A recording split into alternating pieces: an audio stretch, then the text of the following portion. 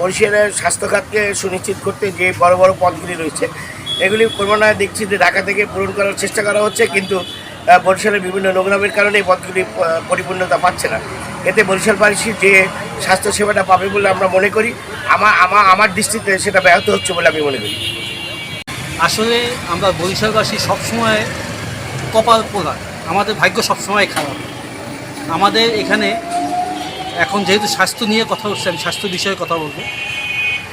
সংক্ষেপে বলতেছি, আমরা বহুদিন পর দক্ষিণ অঞ্চলের প্রাণ কেন্দ্র যেটা শেরেবাংলা মেডিকেল কলেজ হাসপাতাল, এখানে একজন যোগ্য ব্যক্তি পেয়েছিলাম। একজন সেনাবাহিনীর যোগ্য অফিসারকে আমাদেরকে এখানে দেওয়া হয়েছিল, কিন্তু আমরা শুনতে পেরেছি সে নাকি সঠিকভাবে কাজ করতে পারছে না। শেরেবাংলা হাসপাতালে যেই নৈরাজ্য চলতেছে, একটা রুগীর উপর সেই পাটা পুতার ফিসার মতো সেখানে রুগীর উপর অত্যাচার চলে। যেরকম নার্স, সেরকম ডাক্তার, সেরকম স্টাফ, সবাই এই অত্যাচার করতেছে। দ্বিতীয়ত, এখানে একজন পরিচালক দেওয়া হয়েছিল, আন্দোলনের মাঝে তাকে বিদায় দেওয়া হয়েছে। আবার একজন সিভিল সার্জন এখানে দেওয়া হয়েছে, তাও এখন আন্দোলন চলতেছে। কেন আমরা এই আন্দোলন, যাদের বিরুদ্ধে ব্যাড রেকর্ড আছে, আমরা যাচাই করে তাদেরকে কেন এখানে দেব? আমরা কেন যাচাই বাছাই করতেছি না? আর বিশেষ করে এখানে যত সিভিল সার্জন আসে তারা অর্থ কামানোর জন্য এখানে আসে। এখানে ভুয়া কিছু ক্লিনিক আছে, রুগী দাদার কিছু আছে, তারা ওইখানে নিয়ে রুগীদেরকে এমন কষাই মতো জবাই করে, এটা দেখার কেউ নাই, কারোর কাছে কোনো বিচার পাওয়া যায় না। আমরা এখানে সরাসরি আমি বলবো স্বাস্থ্যমন্ত্রী, এবং স্বাস্থ্যমন্ত্রী দিয়েও আমি আশা করি না, এখানে সরাসরি প্রধানমন্ত্রীর কাছে দাবি করব আপনি বরিশালে হস্তক্ষেপ করেন, বিশেষ করে স্বাস্থ্য খাতটাকে একটু সুস্থ। প্রথমে বরিশালের বিভাগীয় স্বাস্থ্যের পরিচালক নিয়োগ নিয়ে শুরু হয় শিক্ষার্থী ও চিকিৎসকদের প্রতিবাদ। তারা বিভাগীয় স্বাস্থ্য দপ্তরের পরিচালকের কক্ষে তালা ঝুলিয়ে দেন।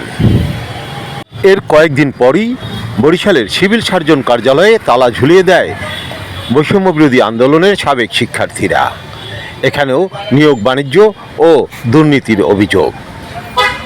পাশাপাশি রয়েছে ফ্যাসিবাদের দোসর কর্মকর্তাদের পদায়নের চেষ্টার অভিযোগ। প্রিয় সাংবাদিকবৃন্দ, আপনারা ইতিপূর্বে অবগত আছেন, আমরা গতকালকে সিভিল সার্জনের কার্যালয় তালাবদ্ধ করে রেখেছি। পাশাপাশি আমরা আজকে আবার শুনতে পেয়েছি তিনি নাকি সময় পার হয়ে যাওয়ার পরেও আজকে আবার এসে অফিস করবেন এবং এখানে জয়েন করবেন।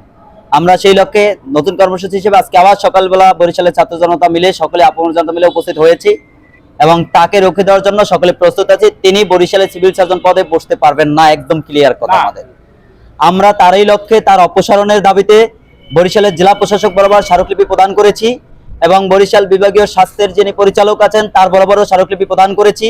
তাদেরকে স্পষ্ট করে জানিয়েছি, যদি এরপরও তিনি এখানে বসার চেষ্টা করেন বা তাকে যদি অপসারণ করতে ব্যর্থ হয় বরিশালের প্রশাসন, তাহলে আমরা এই সিভিল সার্জনের কার্যালয়ে আর অবস্থান কর্মসূচি নয়, বরিশালের আপামর জনতাকে নিয়ে আমরা গ্রাউ কর্মসূচি করব। পর্যন্ত এই বাণিজ্যের যে দুর্নীতিবাজ যে সিভিল সার্জন, এই যে আপনার ফ্যাসিস্টের দোসর সিভিল সার্জন, তাকে এখান থেকে অপসারিত না করা হবে ততক্ষণ পর্যন্ত আমাদের গ্রাউ এখানে থাকবে। আমরা আগামী 24 ঘন্টার মধ্যে তাকে অপসারণ চাই, তাদের যেভাবে হোক। এখানে যদি কোনো এমপি, মন্ত্রী কেউ জড়িতও থাকে, তারা যেন তাদের ভুল বুঝতে পেরে তাকে এই জায়গা থেকে অপসারিত করে, নাহলে বরিশালের জনগণ কি পারে সেটা আবারও দেখিয়ে দিতে রাজপথে রয়েছে। আমরা আজ বিকাল 4টা পর্যন্ত এখানে অবস্থান করবো, অফিস আওয়ার পর্যন্ত, যাতে তিনি অফিস আওয়ারের মধ্যে এখানে এসে জয়েন না করতে পারেন। আওয়ামী লীগের বিরুদ্ধে কাজ করেছি, তারপরে 5ই আগস্টে আমরা জয়লাভ করার পরেও বিভিন্ন মহলে দেখতেছি যে স্বৈরাচারের দোসররা বসে আছে, তাদেরকে 1 বছর 2 বছর ওএসডি করা রাখার পরেও বিভিন্ন জায়গায় বড় বড় পদে তাদেরকে পুনর্বহন করতেছে।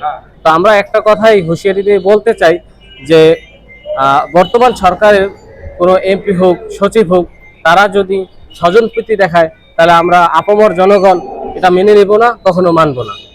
আমরা দীর্ঘদিন আন্দোলন সংগ্রাম করেছি এবং 5ই আগস্টে স্বৈরাচার হাসিনাকে বিতরিত করেছি।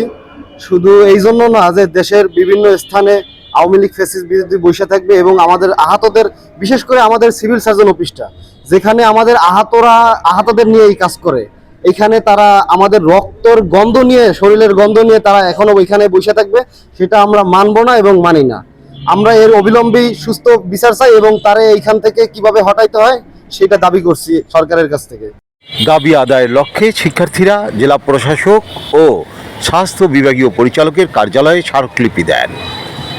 স্মারকলিপি জমা শেষে এই আন্দোলনকারী শিক্ষার্থীরা অসমাপ্ত স্বাস্থ্য খাত সংস্কারের আন্দোলনকে পুনরায় জাগিয়ে তোলার আহ্বান জানান বরিশালবাসীর প্রতি।